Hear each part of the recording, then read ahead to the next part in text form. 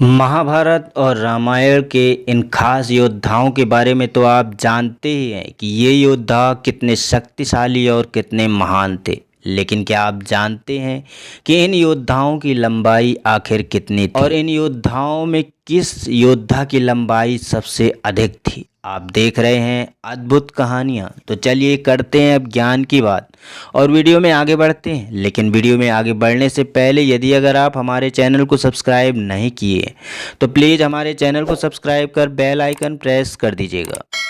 हमारे प्राचीन शास्त्रों में 4 युगों का वर्णन मिलता है, सतयुग, त्रेता युग, द्वापर युग और कलयुग। ऐसा माना जाता है कि सतयुग 16,28,000 वर्षों का था, जिसमें एक सामान्य व्यक्ति 1 लाख साल तक जी सकता था और अपनी इच्छा अनुसार मर भी सकता था। वहीं त्रेता युग लगभग 12,56,000 वर्षों का था, जहां लोगों की उम्र 10,000 वर्षों की होती थी। वहीं द्वापर युग 8 लाख वर्षों का माना जाता है, जहां पर लोग 1000 साल ही जिया करते थे। इस प्रकार हम जिस युग में जी रहे हैं, युग यानी कि कलयुग की अवधि लगभग 4,32,000 वर्ष की है और इस युग में लोग लगभग 100 साल ही जी पाते हैं। हम सब कलयुग में जी रहे हैं और हम ये भी जानते हैं कि इस युग में लोगों की लंबाई लगभग 6 फीट की होती है और जो इससे लंबा होता है उसे लंबा मान लिया जाता है। परंतु पिछले युगों में लोगों की लंबाई कितनी होती थी, इसके बारे में हमें बहुत ही सटीक विवरण अलग अलग ग्रंथों और पुराणों में मिलता है। माना जाता है कि सतयुग में लोगों की लंबाई 32 फीट तक की होती थी, तो वहीं त्रेता युग में लंबाई लगभग 21 फीट तक हो सकती थी। द्वापर युग में बात करें तो लोगों की लंबाई लगभग 11 फीट की होती थी। वहीं कलयुग में लोगों की लंबाई औसतन 5 फीट मानी जाती है। जैसे जैसे युग बीतते रहे वैसे वैसे लोगों की उम्र और लंबाई दोनों होती रही। इसीलिए आज के वीडियो में हम बात करने वाले हैं रामायण और महाभारत के शक्तिशाली योद्धाओं की लंबाई के बारे में। हमारे प्राचीन ग्रंथों के अनुसार रामायण और महाभारत काल के योद्धाओं की लंबाई आपसे कहीं गुना ज़्यादा थी। अगर बात करें महाभारत के योद्धाओं की तो इनकी औसतन और असल लंबाई का अनुमान लगा पाना बेहद ही मुश्किल है। लेकिन महाभारत के ग्रंथों में अलग अलग रूप से इसका वर्णन किया गया है।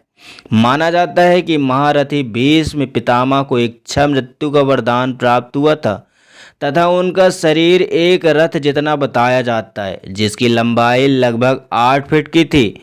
जिस हिसाब से उनकी लंबाई को 7 फीट या 9 इंच मान सकते हैं। वहीं कुल गुरु कृपाचार्य की लंबाई 7 फीट की थी।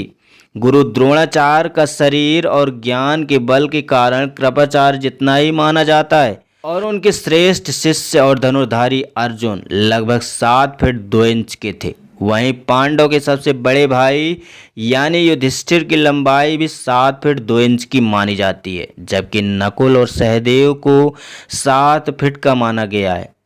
ये बात तो हम जानते ही हैं कि भीम के पास 10,000 हाथियों का बल था, परंतु क्या आप जानते हैं कि महाबली भीम की लंबाई कितनी थी? ग्रंथों के अनुसार गदाधारी भीम की लंबाई 8 फीट 5 इंच से भी ज़्यादा मानी गई है।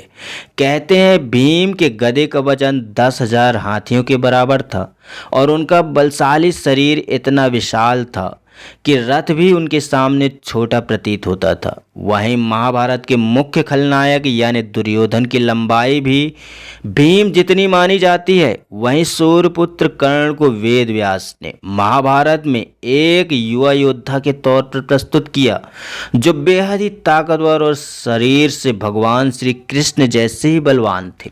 उनकी लंबाई लगभग 7 फीट 2 इंच की थी और ऐसे में भगवान श्री कृष्ण की लंबाई भी 7 फीट 2 इंच की मान ली जाती है। तो ये थे महाभारत काल के योद्धाओं की लंबाई।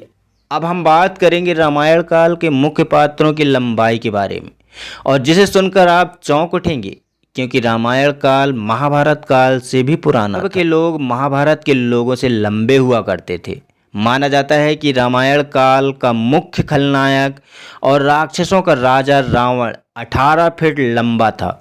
पौराणिक विशेषज्ञों के अनुसार कई ऐसे सबूत मिले हैं जिनके बुनियाद पर रावण की असल लंबाई का पता लगाया जा सकता है। वहीं इस बात की पुष्टि कुछ श्रीलंका के साइंटिस्ट भी करते हैं।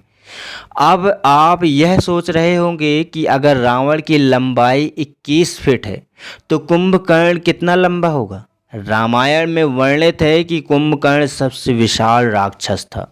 उसको लड़ने के लिए किसी भी सेना की जरूरत नहीं पड़ती थी। उसने अकेले ही जाकर पूरी वानर सेना में खलबली मचा दी थी। उस पे सारे अस्त्रों और शस्त्रों के वार असफल हो जाते थे।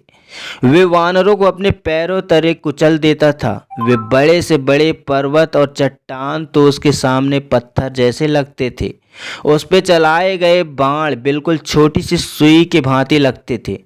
शायद आप इस बात को जानकर चौंक जाएंगे कि इस विशालकाय दानव कुंभकर्ण की लंबाई लगभग 60 फीट से अधिक थी। माना जाता है कि वह अकेला ही कई राक्षसों को मार कर खा लेता था, परंतु बात यहीं खत्म नहीं होती। दरअसल इसका भी सटीक अनुमान नहीं लगाया जा सकता है कि कुंभकर्ण की आखिर हाइट कितनी थी, लंबाई कितनी थी। कोई कहता है कि कुंभकर्ण की हाइट लगभग 60 फीट की थी, तो कोई कहता है 120 फीट की। तो ये थी कुंभकर्ण की बात। अब हम बात करते हैं कुंभकर्ण के भतीजे और रावण के बेटे मेघनाद की। इंद्र को हराने वाला और ब्रह्म का आशीर्वाद पाने वाला रावण का सबसे पराक्रमी पुत्र, जिसे लोग इंद्रजीत भी कहा करते हैं, वह अपने पिता के तरह ही शरीर वाला था और बेहद शक्तिशाली था। उसकी कुल लंबाई 12 फीट थी। वहीं अगर हम प्रभु श्री राम की बात करें तो रामचरितमानस में वर्णित है कि भगवान श्री राम 5 करिकुश लंबे थे, यानी कि एक करिकुश में 24 इंच होते थे, और उस हिसाब से लगाया जाए तो 24 इंच यानी 2 फीट। और हम 5 करिकुश की बात करें तो 5 करिकुश यानी कि 120 इंच। इसका मतलब होता है कि भगवान श्री राम की लंबाई लगभग 10 फीट की मानी जाती है। वहीं लक्ष्मण जी को भी भगवान श्री राम जितना ही लंबा माना गया है। इसके बाद हम बात करेंगे प्रभु हनुमान जी महाराज की। लेकिन अगर हम हनुमान जी महाराज की बात करें तो उनकी लंबाई का अनुमान लगा पाना बेहद ही मुश्किल है। वो अपनी इच्छा अनुसार बहुत ही ज़्यादा विशालकाय लंबे हो जाते हैं और अपनी इच्छा अनुसार मक्खी जितना छोटे भी हो जाते हैं। तो ये थे रामायण काल और महाभारत काल के योद्धाओं की लंबाई, जो जिस युग में जैसे थे उनकी लंबाई उतनी थी। दोस्तों आज का वीडियो बस यही था। वीडियो कैसा लगा हमें कमेंट के माध्यम से ज़रूर बताएं, और वीडियो अच्छा लगा हो तो वीडियो को लाइक शेयर और चैनल को सब्सक्राइब कर जोर से बोले जय श्री कृष्ण।